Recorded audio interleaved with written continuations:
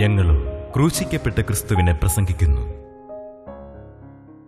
യെശയ്യാ പ്രവാചകന്റെ പുസ്തകം 51 അധ്യായം 7 വാക്യം നമുക്ക് വായിക്കാം. നീതിയെ അറിയുന്നവരും ഹൃദയത്തിൽ എൻ്റെ ന്യായപ്രമാണമുള്ള ജനവുമായുള്ളവരെ, എൻ്റെ വാക്ക് കേൾപ്പീൻ. നിങ്ങൾ മനുഷ്യരുടെ നിന്നയെ ഭയപ്പെടരുത്, അവരുടെ ദൂഷണങ്ങളെ പേടിക്കുകയും അരുത്. നിങ്ങൾ മനുഷ്യരുടെ നിന്നയെ ഭയപ്പെടരുത്, അവരുടെ ദൂഷണങ്ങളെ പേടിക്കുകയും അരുത്. ഭയപ്പെടേണ്ട എന്നാണ് ദൈവാത്മാവ് പറയുന്നത്. നിങ്ങൾ പലതിലും ഭയപ്പെട്ടാണ് ഇരിക്കുന്നത്. നാളെ എന്ത് എന്നുള്ള ഉത്കണ്ഠ കൊണ്ടും ആശങ്ക കൊണ്ടും ഹൃദയം തകർന്നാണ് നിങ്ങൾ പലരും ഇരിക്കുന്നത്. പല പല ആശങ്കകൾ നിങ്ങളെ വലയം ചെയ്ത് നിൽക്കുന്നുണ്ട്. ഹൃദയത്തെ വാട്ടുന്നതും വരട്ടുന്നതുമായ പല ചിന്തകൾ നിങ്ങളെ ഇന്ന് സമീപിച്ചു കൊണ്ടിരിക്കുകയാണ്, നിങ്ങളുടെ ഹൃദയത്തിൽ പുകഞ്ഞുകൊണ്ടിരിക്കുകയാണ്. കർത്താവ് പറയുന്നു, നിങ്ങൾ മനുഷ്യരുടെ നിന്നയെ ഭയപ്പെടരുത്, അവരുടെ ദൂഷണങ്ങളെ പേടിക്കുകയും അരുത്. മനുഷ്യരുടെ നിന്നയെ നിങ്ങൾ ഭയപ്പെടരുത്, അവരുടെ നിന്ദനങ്ങളെ, അവരുടെ ആക്ഷേപങ്ങളെ, അവരുടെ ദൂഷണങ്ങളെ നിങ്ങൾ ഭയപ്പെടരുത്, നിങ്ങൾ പേടിക്കരുത്. മനുഷ്യർ നിന്ദിച്ചു എന്ന് വരും, വ്യക്തമാണ് കാര്യം. യേശുക്രിസ്തുവിന് വേണ്ടി ജീവിതം സമർപ്പിക്കുന്നു എങ്കിൽ ക്രിസ്തു പോയ അതേ പാതയാണ് നമുക്കും പോകാനുള്ളത്. അതേ വഴിയിൽ കൂടിയാണ് നാം പോകുന്നത്. ക്രിസ്തു പോയ പാത നിന്ദയുടെ പാതയാണ്, ആക്ഷേപത്തിൻ്റെ പാതയാണ്. ലോകത്തിലുള്ള അനേകം പേർക്ക് ഇത് മനസ്സിലാവുകയില്ല. നമ്മുടെ ഹൃദയത്തിൽ വസിക്കുന്ന ക്രിസ്തുവിൻ്റെ മഹത്വം പലർക്കും മനസ്സിലാവുകയില്ല. ആളുകൾ അതുകൊണ്ട് അധിക്ഷേപിക്കും, ആളുകൾ നിന്ദിക്കും, മനുഷ്യർ പരിഹസിക്കും. നിങ്ങൾ മനുഷ്യരുടെ നിന്ദയെ ഭയപ്പെടരുത്. മനുഷ്യർ നിങ്ങളെ നിന്ദിക്കുമ്പോൾ നിങ്ങൾ പേടിക്കരുത്, അവരുടെ ദൂഷണങ്ങളെ നിങ്ങൾ ഭയപ്പെടരുത്. നിങ്ങളുടെ ജീവിതത്തിൽ നിങ്ങൾക്ക് പല പ്രതിസന്ധികളൊന്നുമെന്ന് വരും. മറ്റുള്ളവർ നിങ്ങളെ ഒറ്റപ്പെടുത്തിയെന്ന് വരും, അവർ നിങ്ങളെ മാറ്റി നിർത്തിയെന്ന് വരും. കർത്താവ് ക്രൂസിലേക്ക് പോകുന്നതിന് മുൻപ് തൻ്റെ ശിഷ്യന്മാർ 11 പേരെ കൂട്ടിയിരുത്തി പറഞ്ഞപ്പോൾ യോഹന്നാന് ശേഷം 16 അധ്യായത്തിൻ്റെ 1 വാക്യം മുതൽ വായിക്കുമ്പോൾ കാണാം, മനുഷ്യർ നിങ്ങളെ പള്ളിഭ്രഷ്ടരാക്കുമെന്നാണ് പറഞ്ഞിരിക്കുന്നത്. മനുഷ്യർ നിങ്ങളെ പള്ളിഭ്രഷ്ടരാക്കും. നിങ്ങളെ കൊല്ലുന്നവൻ ദൈവത്തിന് വഴിപാട് കഴിക്കുന്നെന്ന് വിചാരിക്കുന്ന ആഴിക വരുന്നു. നിങ്ങളെ കൊന്നാൽ ദൈവത്തിന് പ്രസാദമാണെന്ന് ചിന്തിക്കുന്ന ഒരു കാലം വരും. നിങ്ങളെ കൊല്ലുന്നവൻ ദൈവത്തിന് വഴിപാട് കഴിക്കുകയാണെന്ന് ചിന്തിക്കുന്നൊരു കാലം വരും. ദൈവജനത്തിന് പീഡ വരും, ദൈവജനത്തിന് ആക്ഷേപം വരും. അന്നത്തെ യഹൂദ മതം കർത്താവായ യേശുവിൻ്റെ അനുയായികളെ പീഡിപ്പിച്ചു. യേശുവിനെ ക്രൂശിച്ച അതേ മതം യേശുവിൻ്റെ അനുയായികളെയും കഠിനമായി ക്രൂശിക്കുകയും നിന്ദിക്കുകയും പരിഹസിക്കുകയും കൊല്ലുകയും ചെയ്തു. കഠിനമായ, ക്രൂരമായ, ദാരുണമായ രീതിയിൽ അവരെ പീഡിപ്പിച്ചു. 16 അധ്യായം 1 വാക്യം നമുക്ക് വായിക്കാം. നിങ്ങൾ ഇടറിപ്പോകാതിരിപ്പാൻ ഞാനിത് നിങ്ങളോട് സംസാരിച്ചിരിക്കുന്നു. നിങ്ങൾക്ക് കഷ്ടത വരുമ്പോൾ നിങ്ങൾ ഇടറിപ്പോകരുത്, നിങ്ങൾക്ക് എതിർപ്പ് വരുമ്പോൾ നിങ്ങൾ ഇടറിപ്പോകരുത്. എന്തിനെന്നെ ആളുകൾ പരിഹസിക്കുന്നത് നിങ്ങൾക്ക് തോന്നരുത്, എന്തിന് ആളുകൾ എന്നെ ഒറ്റപ്പെടുത്തുന്നത് നിങ്ങൾക്ക് തോന്നരുത്. നിങ്ങൾ ഇടറിപ്പോകാതിരിക്കാൻ ഞാനിത് നിങ്ങളോട് സംസാരിച്ചിരിക്കുന്നു. അവർ നിങ്ങളെ പള്ളിഭ്രഷ്ടരാക്കും. ഈ പള്ളിഭ്രഷ്ടരാക്കുന്നൊരു കാലം, നിങ്ങളെ പള്ളിഭ്രഷ്ടരാക്കും. മതത്തിലെ നേതാക്കന്മാർ തന്നെ നിങ്ങളെ പള്ളിഭ്രഷ്ടരാക്കും. ദൈവത്തിൻ്റെ പേര് പറഞ്ഞ് നടക്കുന്നവർ തന്നെ നിങ്ങളെ പള്ളിഭ്രഷ്ടരാക്കും. ദൈവത്തിൻ്റെ പേരിൽ പ്രസംഗിക്കുന്നവർ തന്നെ നിങ്ങളെ പള്ളിഭ്രഷ്ടരാക്കും. അവർ നിങ്ങളെ പള്ളിഭ്രഷ്ടരാക്കും. അത്രയുമല്ല, നിങ്ങളെ കൊല്ലുന്നവൻ എല്ലാം ദൈവത്തിന് വഴിപാട് കഴിക്കുന്നുവെന്ന് വിചാരിക്കുന്ന നാഴിക വരുന്നു. നിങ്ങളെ കൊല്ലുന്നവനെല്ലാം ദൈവത്തിന് വഴിപാട് കഴിക്കുന്നത് ചിന്തിക്കുന്ന നാഴിക വരുന്നു. ദൈവത്തിന് വഴിപാട് കഴിക്കുകയാണെന്ന് ചിന്തിക്കും. വലിയ ദൈവപ്രസാദകരമായ കാര്യമാണ് ചിന്തിക്കും. നിങ്ങൾക്ക് ഓർമ്മയുണ്ടോ, സ്തേഫാനോസിനെ കല്ലെറിയുന്നത് ഒരു നല്ല കാര്യം ചെയ്യുന്നതായിട്ടാണ് യഹൂദമത മേധാവികൾ ചിന്തിച്ചത്. സ്തേഫാനോസ് ഒരു കുറ്റം ചെയ്യാത്ത യൗവനക്കാരൻ യേശുക്രിസ്തുവിൻ്റെ മഹത്വമേറിയ സുവിശേഷത്തിന് സാക്ഷിയായി നിന്നപ്പോൾ അന്നത്തെ യഹൂദ മത മേധാവികൾ സ്തേഫാനോസിനെതിരെ ചീറിക്കൊണ്ട്, കോപം ജ്വലിച്ചുകൊണ്ട്, കോപപരവശരായി പാഞ്ഞു വന്ന് കല്ലെറിഞ്ഞു. സ്തേഫാനോസിനെ കല്ലെറിയുന്നത് അത് ഏറ്റവും നല്ല കാര്യമാണ്, ദൈവത്തിന് പ്രസാദമാണെന്നാണ് അവർ ചിന്തിച്ചത്. സ്തേഫാനോസിനെ കല്ലെറിഞ്ഞ് കൊല്ലുവാൻ അവരെ വലിച്ചഴച്ച് യെരൂശലേമിൻ്റെ പുറത്തേക്ക് കൊണ്ടുപോകുമ്പോൾ ദൈവത്തിന് ഏറ്റവും പ്രസാദകരമായ കാര്യമാണ് അവർ ചെയ്യുന്നതെന്ന് അവർ നിരൂപിച്ചു. ദൈവമോ വേദനയോട് നോക്കി നിന്നു. അന്ന് ഈ കല്ലെറിയാൻ പോകുന്നവർക്ക് അവരുടെ വസ്ത്രം സൂക്ഷിച്ചുകൊണ്ട് നേതൃത്വം കൊടുത്ത് നിൽക്കുന്ന ശൗൽ എന്ന് പറയുന്ന ചെറുപ്പക്കാരന് അവൻ്റെ ധാരണ, ഞാൻ യഹോവയായ ദൈവത്തെ പ്രസാദിപ്പിക്കുന്നതെന്നാണ്. ഇന്നും പ്രിയപ്പെട്ടവരെ നിങ്ങൾ കേൾക്കൂ, നിർമ്മല സുവിശേഷത്തെ എതിർക്കുന്നവർ, യാതൊരു സ്ഥാപിത താല്പര്യവുമില്ലാതെ നടക്കുന്ന സുവിശേഷ വേലയെ എതിർക്കുന്നവർ, അവരെ ധരിക്കുന്നത് ദൈവത്തിന് പ്രസാദകരമാണ്, പൂർവ്വപിതാക്കന്മാർക്ക് സന്തോഷമാണ്. പൂർവ്വപിതാക്കന്മാരായ മാർ ബസേലിയോസിനും മാർ ഗ്രിഗോറിയോസിനും മാർ ബഹുസവുമായിക്കും മാർ യാക്കോബുദായിക്കും എല്ലാം സന്തോഷമാണ് എന്നാണ് അവർ ധരിക്കുന്നത്. ദൈവത്തിന് സ്തോത്രം. അല്ല പ്രിയരെ, അല്ല. ദൈവത്തിന് വഴിപാട് കഴിക്കുന്ന ധാരണയോടുകൂടിയാണ് പലരും ഇന്ന് ദൈവമക്കളെ പീഡിപ്പിക്കുന്നത്. പള്ളി ഭ്രഷ്ടരാക്കും, പള്ളി ആവശ്യങ്ങൾ നടത്തി തരികയില്ല എന്ന് ഭീഷണിപ്പെടുത്തും, പള്ളിയിൽ നിന്ന് പുറത്താക്കും. അതെല്ലാം സ്വാഭാവികമാണ്. അത് വന്നില്ലെങ്കിൽ അത്ഭുതപ്പെടാനുള്ളൂ. നിങ്ങൾ അവരുടെ ദൂഷണങ്ങളെ പേടിക്കരുത്. മനുഷ്യരുടെ നിന്ദയെ നിങ്ങൾ ഭയപ്പെടരുത്. മനുഷ്യർ നമ്മെ നിന്ദിക്കും. കർത്താവിൻ്റെ പരസ്യശുശ്രൂഷയുടെ ആരംഭകാലത്ത് ആദ്യത്തെ പ്രസംഗത്തിൽ തന്നെ കർത്താവ് പറഞ്ഞു, മനുഷ്യർ നിങ്ങളെ നിന്ദിച്ച് ദുഷിച്ച് നിങ്ങളുടെ പേര് വിടക്കുകയും തള്ളുമ്പോൾ നിങ്ങൾ ഭാഗ്യവാന്മാരെന്ന്. മത്തായിയുടെ സുവിശേഷം 5-ാം അധ്യായം നോക്കാം. 5-ാം അധ്യായത്തിൽ 10-ാം വാക്യം വായിക്കാം. മത്തായി 5-ാം അധ്യായം 10-ാം വാക്യത്തിൽ നമുക്ക് വായിക്കാം. നീതി നിമിത്തം ഉപദ്രവിക്കപ്പെടുന്നവർ ഭാഗ്യവാന്മാർ, നീതി നിമിത്തം ഉപദ്രവിക്കപ്പെടുന്നവർ ഭാഗ്യവാന്മാർ, സ്വർഗരാജ്യം അവർക്കുള്ളത്, സ്വർഗരാജ്യം അവർക്കുള്ളത്. എന്റെ നിമിത്തം നിങ്ങളെ പഴിക്കുകയും എൻ്റെ നിമിത്തം നിങ്ങളെ പഴിക്കുകയും ഉപദ്രവിക്കുകയും നിങ്ങളെ കൊണ്ട് എല്ലാ തിന്മയും കളവായി പറയുകയും ചെയ്യുമ്പോൾ നിങ്ങൾ ഭാഗ്യവാന്മാർ. നിങ്ങളെക്കൊണ്ട് എല്ലാ തിന്മയും കളവായി പറയുകയും ചെയ്യുമ്പോൾ നിങ്ങൾ ഭാഗ്യവാന്മാർ. നിങ്ങളെക്കൊണ്ട് എല്ലാ തിന്മയും, തിന്മകൾ എന്തെല്ലാമാണ്? നമ്മെക്കൊണ്ട് കൊലപാതകം ചെയ്തു എന്ന് പറഞ്ഞു വരും, വ്യഭിചാരം ചെയ്തു എന്ന് പറഞ്ഞു വരും, മോഷണം നടത്തിയെന്ന് പറഞ്ഞു വരും, കള്ളക്കച്ചവടം നടത്തിയെന്ന് പറഞ്ഞു വരും. എല്ലാ തിന്മയും കളവായി പറയുകയും ചെയ്യുമ്പോൾ നിങ്ങൾ ഭാഗ്യവാന്മാർ. പറയുന്നത് കളവായിട്ടായിരിക്കണം. സ്വർഗത്തിലെ ദൈവം നോക്കുമ്പോൾ ഈ വിമർശിക്കുന്നവരും കളിയാക്കുന്നവരും പറയുന്നത് സത്യമല്ല എന്ന് ദൈവം കാണണം. അവരെ വിമർശിക്കുന്നവർ പറയുന്നത് സത്യമായി പോയാൽ നമ്മുടെ ക്രെഡിറ്റ് പോയി എന്ന് മാത്രമല്ല, നമുക്ക് ശിക്ഷ വരികയും ചെയ്യും. നമ്മെക്കുറിച്ച് നിന്ദിച്ച് പറയുന്നവർ പറയുന്നത് സത്യമല്ല എന്നായിരിക്കണം. അസത്യമായിട്ട് എല്ലാ തിന്മയും കളവായി പറയുകയും ചെയ്യുമ്പോൾ നിങ്ങൾ ഭാഗ്യവാന്മാർ. സ്വർഗത്തിൽ നിങ്ങളുടെ പ്രതിഫലം വലുതാകൊണ്ട് സന്തോഷിച്ച് ഉല്ലസിപ്പീൻ. ലൂക്കോസിന് സുവിശേഷത്തിൽ നാം വായിക്കുന്നു. 6-ാം അധ്യായം എടുക്കാം. ലൂക്കോസിന് സുവിശേഷം 6-ാം അധ്യായത്തിൻ്റെ 22-ാം വാക്യം മുതൽ വായിക്കാം. ലൂക്കോസ് 6:22. മനുഷ്യപുത്രൻ നിമിത്തം മനുഷ്യർ നിങ്ങളെ ദ്വേഷിച്ച് ഭ്രഷ്ടരാക്കി നിന്ദിച്ച് നിങ്ങളുടെ പേര് വിടക്കയെന്ന് തള്ളുമ്പോൾ നിങ്ങൾ ഭാഗ്യവാന്മാർ. ആ നാളിൽ സന്തോഷിച്ച് തുള്ളുവീൻ, നിങ്ങളുടെ പ്രതിഫലം സ്വർഗത്തിൽ വലിയത്. അവരുടെ പിതാക്കന്മാർ പ്രവാചകന്മാരോട് അങ്ങനെ തന്നെ ചെയ്തുവല്ലോ. ഇത്ര വ്യക്തമായിട്ടാണ് ദൈവാത്മാവ് പറയുന്നത്. യേശുക്രിസ്തു പ്രസംഗിച്ചതാണ്. കർത്താവിൻ്റെ ആദ്യത്തെ പ്രസംഗം എന്താണ് പറഞ്ഞത്? മനുഷ്യപുത്രൻ നിമിത്തം. എന്താ? യേശുക്രിസ്തു നിമിത്തം. യേശുക്രിസ്തു നിമിത്തം മനുഷ്യർ നിങ്ങളെ ദ്വേഷിച്ച് ഭ്രഷ്ടരാക്കി നിന്ദിച്ച് നിങ്ങളുടെ പേരെ വിടക്കുകയും തള്ളുമ്പോൾ നിങ്ങൾ ഭാഗ്യവാന്മാർ. ആ നാളിൽ സന്തോഷിച്ച് തുള്ളുവീൻ, നിങ്ങളുടെ പ്രതിഫലം സ്വർഗത്തിൽ വലിയത്. അവരുടെ പിതാക്കന്മാർ പ്രവാചകന്മാരോട് അങ്ങനെ തന്നെ ചെയ്തുവല്ലോ. ദൈവത്തിന് സ്തോത്രം. ആദിമകാല പിതാക്കന്മാർ എത്രയെത്ര പീഡകളാണ് സഹിച്ചത്, എത്രയെത്ര ആക്ഷേപങ്ങളാണ് ഏറ്റത്. അന്ന് ഒരു കടയിൽ നിന്ന് സാധനം വാങ്ങാൻ പോലും വിശ്വാസികൾക്ക് അനുമതിയില്ലായിരുന്നു. ഒരു സ്കൂളിൽ വിശ്വാസികളുടെ മക്കളെ പഠിപ്പിക്കുകയില്ലായിരുന്നു. അന്ന് അവർ യാത്ര ചെയ്യുന്ന ബസ്സിൽ കയറ്റുകയില്ലായിരുന്നു. ബസ്സായിരിക്കില്ല അന്നത്തെ യാത്രാ സൗകര്യങ്ങൾ. പ്രിയപ്പെട്ടവരെ, അന്ന് വിശ്വാസികളെല്ലാം ഒറ്റപ്പെട്ടിരുന്നു. അവരൊരുമിച്ച് കൂടാനോ പ്രാർത്ഥിക്കാനോ അനുവാദം ഉണ്ടായിരുന്നില്ല. അവർ ചില ഗുഹകളിൽ കടന്നാണ് പ്രാർത്ഥിച്ചിരുന്നത്. ഗുഹകളിലേക്ക് പോകുന്ന വഴി പോലും മറ്റാർക്കും അറിയാൻ വയ്യായിരുന്നു. അങ്ങനെയുള്ളതൊരു കാലം ഉണ്ടായിരുന്നു. വിശ്വാസികളെന്ന് കണ്ടാൽ അവരെ പീഡിപ്പിക്കുകയും അവരെ പല വിധത്തെ ഉപദ്രവിച്ച് കൊല്ലുകയും ചെയ്തിരുന്നു. നീറോ ചക്രവർത്തി ചെയ്തതെല്ലാം എത്ര ഭയാനകമായിരുന്നു.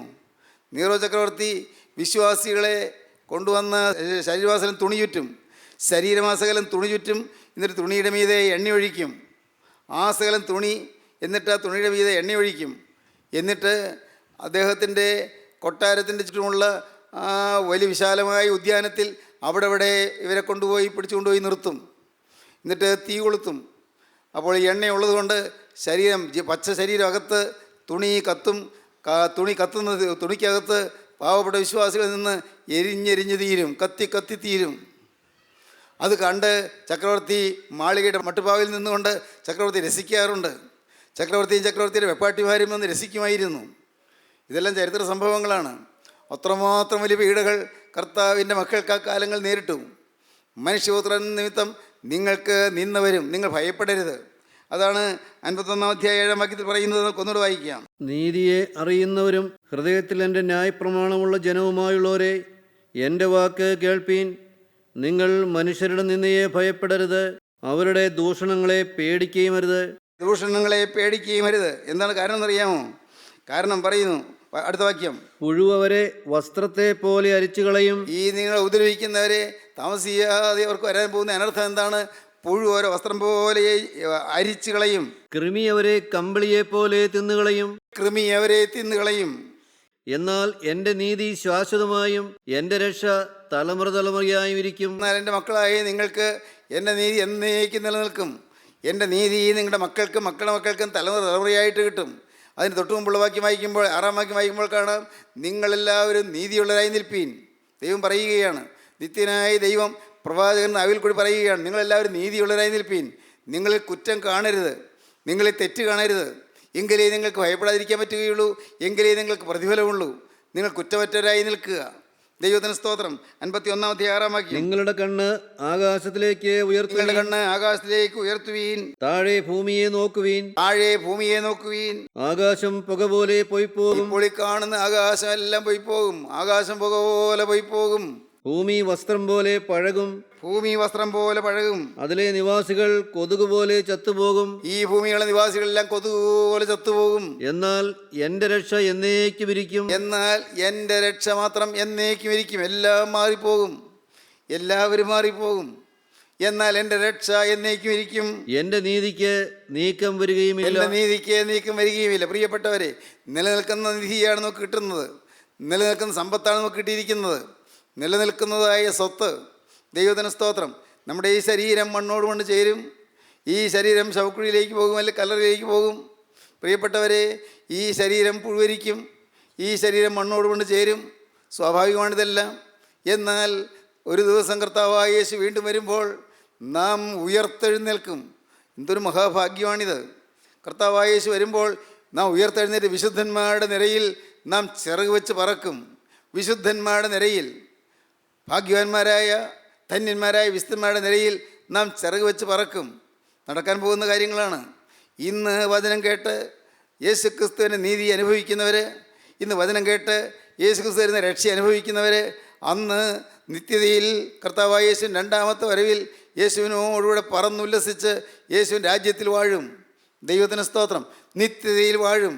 ഇന്ന് സഹിക്കുന്നുവെങ്കിൽ അന്ന് കൂടെ വാഴുമെന്ന് അപ്പോസ്തലനായ പൗലോസ് തീമോഥെയോസിന് എഴുതിയ 2ാമത്തെ ലേഖനം 2ാം അധ്യായത്തിൽ പറയുന്നു. സഹിക്കുന്നുവെങ്കിൽ കൂടെ വാഴും. ഇന്ന് നാം സഹിക്കുന്നു. ഇന്ന് ഒരു പരാതിയുമില്ലാതെ സഹിക്കുന്നു. ആരോടും പരിഭവമില്ലാതെ സഹിക്കുന്നു. ഒരു മറുപടിയുമില്ലാതെ സഹിക്കുന്നു.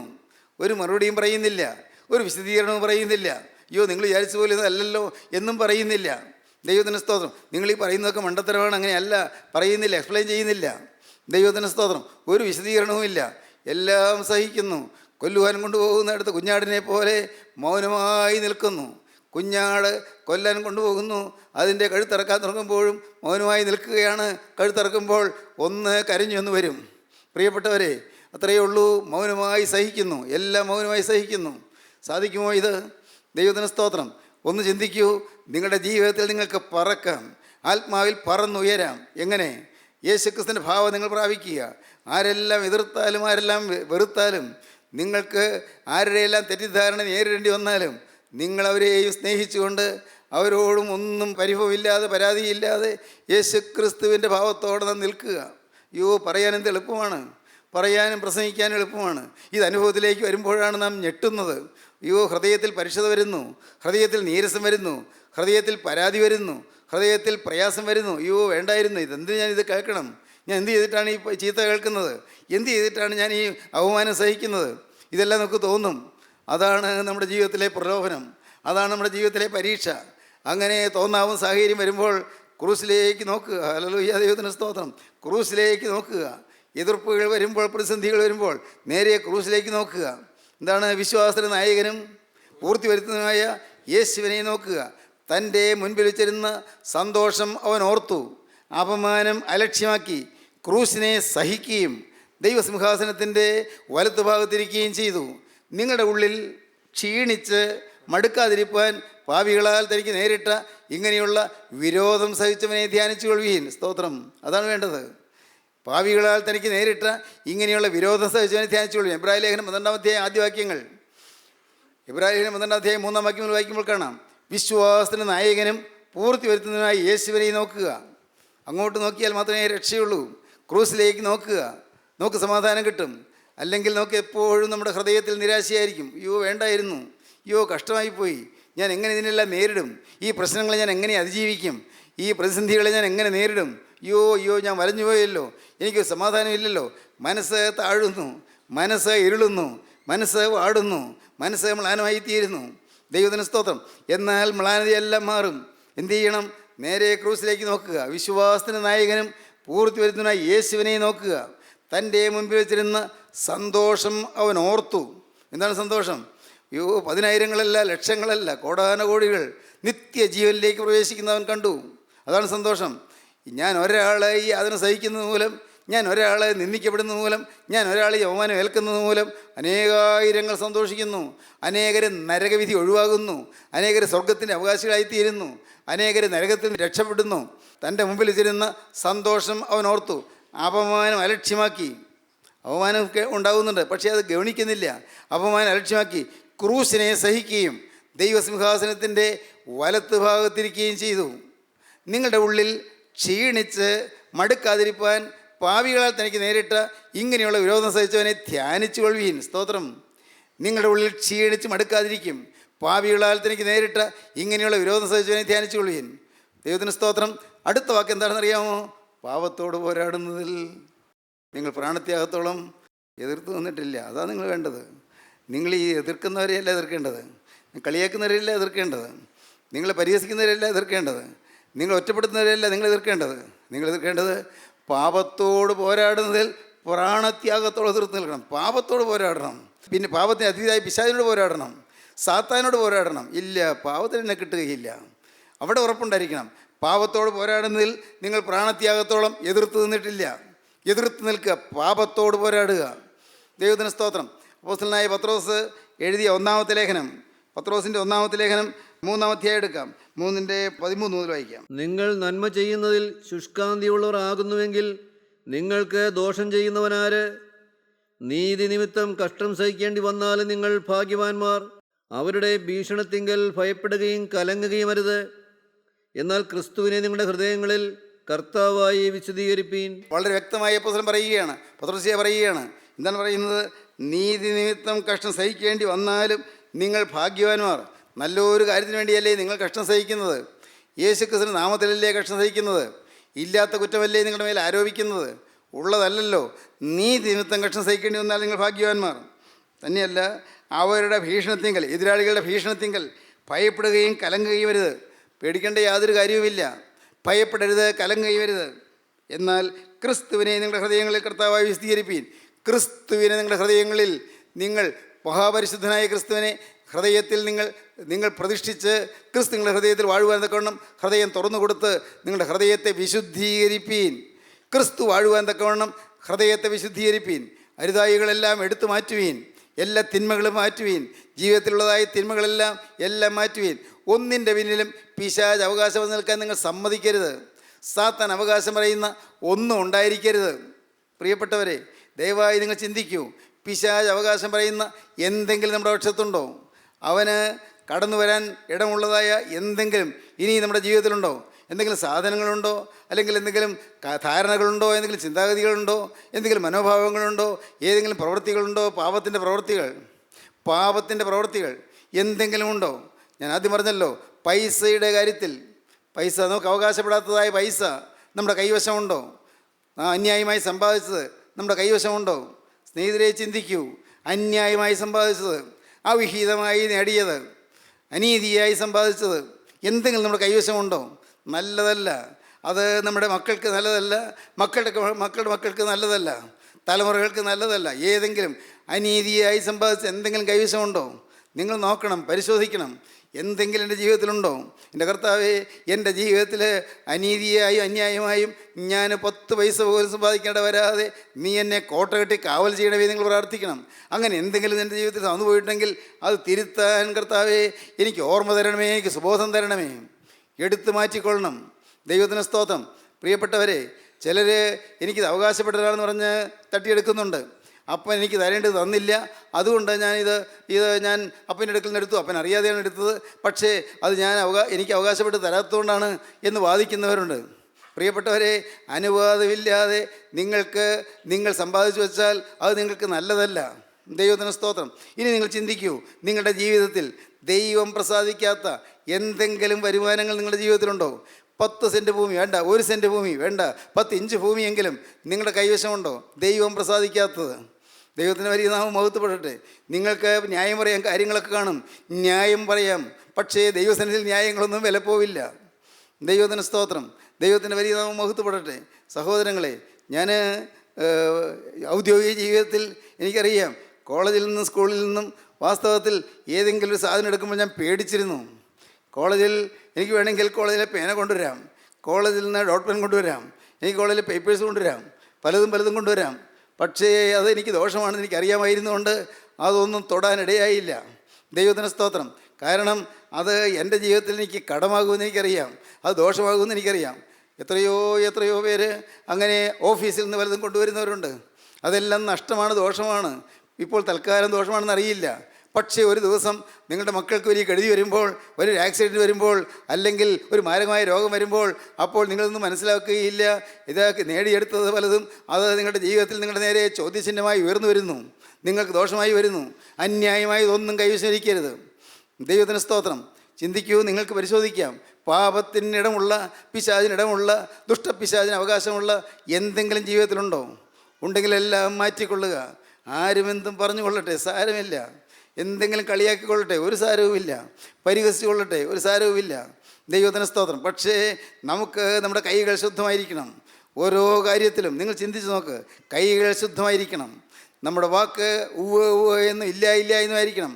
അതിലധികമായി ദുഷ്ടനിൽ നിന്ന് വരുന്നു. നാം ഒരു വാക്ക് പറഞ്ഞാൽ വാക്കായിരിക്കണം. ദൈവത്തിന് സ്തോത്രം. പ്രിയപ്പെട്ടവരെ, അനീതിയായി പലിശ വാങ്ങുന്നവരുണ്ടോ? ഞാൻ ചോദിക്കട്ടെ, അനീതിയായി പലിശ വാങ്ങുന്നവരുണ്ടോ? നമ്മുടെ ഈ കൂട്ടായ്മയിൽ അങ്ങനെയുള്ളവരുണ്ടോ? അനീതിയായി പലിശ വാങ്ങുന്നവർ, അന്യായമായി പലിശ വാങ്ങുന്നവർ. ഇതാണ് 30%, 36%, അല്ല 42% പലിശ വാങ്ങുന്ന ബ്ലേഡുകളുണ്ടോ നമ്മുടെ ഈ കൂട്ടായ്മയിൽ? ദയവായി ചിന്തിക്കൂ, ഉടനെ നിർത്തിക്കൊള്ളുക. അതെല്ലാം ദോഷമാണ്, അതെല്ലാം അപകടമാണ്. നിങ്ങൾക്ക് ന്യായം പറയാൻ പലതും കാണുമായിരിക്കും, പക്ഷേ ദൈവമക്കൾ ഓർത്തുള്ളൂ, നിങ്ങൾക്ക് അനീതിയായി ഒന്നും നിങ്ങളുടെ ജീവിതത്തിൽ വരരുത്. ദൈവത്തിന് സ്തോത്രം. നിങ്ങൾ ചിട്ടി പിടിച്ചിട്ട് രൂപ തിരിച്ചു കൊടുക്കാത്ത കാര്യങ്ങളുണ്ടോ?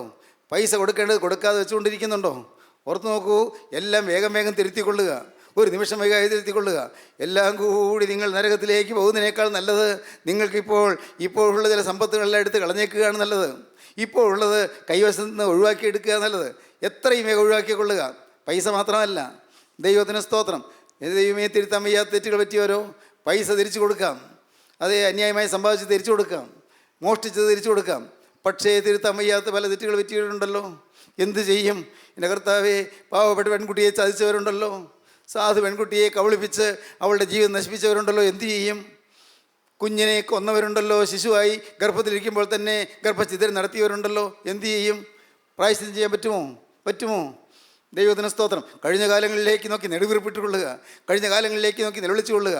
ഒന്ന് ഞാൻ പറഞ്ഞു തരാം. ഇന്ന് നിങ്ങളിത് കേട്ടുകൊണ്ടിരിക്കുമ്പോൾ നിങ്ങൾ അനുതപിച്ചാൽ അനുതാപം കാണുന്ന ക്രിസ്തുവുണ്ട്. നിങ്ങൾ മാനസാന്തരപ്പെട്ടാൽ നിങ്ങളുടെ പാപം ക്ഷമിച്ചു തരുന്ന ക്രിസ്തുവുണ്ട്. നിങ്ങൾ കർത്താവെ ക്ഷമിക്കണമേ എന്ന് പറഞ്ഞാൽ കഴുകാൻ ക്രിസ്തുവിൻ്റെ രക്തമുണ്ട്. ദൈവത്തിന് സ്തോത്രം. സ്വന്തം ശരീരം അന്യൻ തൊട്ടവരുണ്ടോ? സ്വന്തം ശരീരം സ്വന്തം ഭർത്താവല്ലാതെ അന്യന് ഉപയോഗിക്കാൻ കൊടുത്തവരുണ്ടോ? പ്രിയപ്പെട്ടവരെ, സ്വന്തം ഭാര്യയല്ലാതെ അന്യന് ആനന്ദിക്കാൻ കൊടുത്ത ശരീരമുള്ളവരാരെങ്കിലും ഉണ്ടോ? ഞാൻ പച്ചയായി പറഞ്ഞത് നിങ്ങൾ ദയവായി ക്ഷമിക്കണം. ഞാൻ പറയട്ടെ, പറഞ്ഞു തരാം. ദൈവത്തിന് സ്തോത്രം. അത് നിങ്ങൾക്ക് ദോഷമാണ്. നിങ്ങളിരുന്ന് കരഞ്ഞുകൊള്ളുക. കർത്താവേ, എൻ്റെ ശരീരത്തെ നീ വിശുദ്ധീകരിച്ച് തരണമേ, എൻ്റെ അവയവങ്ങളെ നീ വിശുദ്ധീകരിച്ച് തരണമേ, അഴുക്ക് പറ്റിപ്പോയ എൻ്റെ അവയവങ്ങളിൽ നിൻ്റെ തിരുരക്തം പുരട്ടി എനിക്ക് ശുദ്ധീകരണം തരണമേ. കഴുകൽ പ്രാപിച്ചുകൊള്ളുക, അതിവേഗം മാനസാന്തരപ്പെട്ടുകൊള്ളുക, ദൈവകരങ്ങളിലേക്ക് ഏൽപ്പിച്ചുകൊള്ളുക. ഒന്ന്, നാം ഇപ്പോൾ ചിന്തിച്ചതെന്താണ്? അവരുടെ ഭീഷണത്തിങ്ങൾ ഭയപ്പെടുകയും കലങ്ങുകയും വരുത്.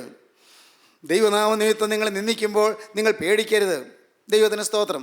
ഈ സമയം കളയാതെ, ഈ സമയം നഷ്ടപ്പെടുത്താതെ, പരിശുദ്ധാത്മാവ് തേജസ്സോടെ ഇറങ്ങി വരുന്ന ഈ സമയം നഷ്ടപ്പെടുത്താതെ നിങ്ങൾ യേശുവിൻ്റെ കരങ്ങളിൽ നിങ്ങളെ കൊടുക്കുമോ? എങ്കിൽ ഇപ്പോൾ നിങ്ങൾക്ക് നിങ്ങളുടെ കരങ്ങൾ ഉയർത്തിപ്പിടിക്കാം. ഹല്ലേലൂയ. കരുണയുള്ള കർത്താവേ, നിൻ്റെ ഈ പ്രിയ മക്കളുടെ കാര്യത്തിൽ അവിടുന്ന് കയറി പിടിക്കണമേ കർത്താവേ. ഈ മക്കളുടെ ഭാരങ്ങൾ ഏറ്റെടുക്കണമേ കർത്താവേ. സ്വർഗീയ രാജ്യത്തിൻ്റെ അവകാശം ഈ മക്കൾക്ക് അവിടെ നൽകുന്നതിനായി സ്തോത്രം. പേര് സ്വർഗത്തിൽ എഴുതുന്നതിനായി സ്തോത്രം. ജീവൻ്റെ പുസ്തകം തുറന്നിരിക്കുന്നതിനായി സ്തോത്രം. ജീവൻ്റെ പുസ്തകത്തിൽ അനേകരുടെ പേര് എഴുതി ചേർക്കുന്നതിനായി സ്തോത്രം.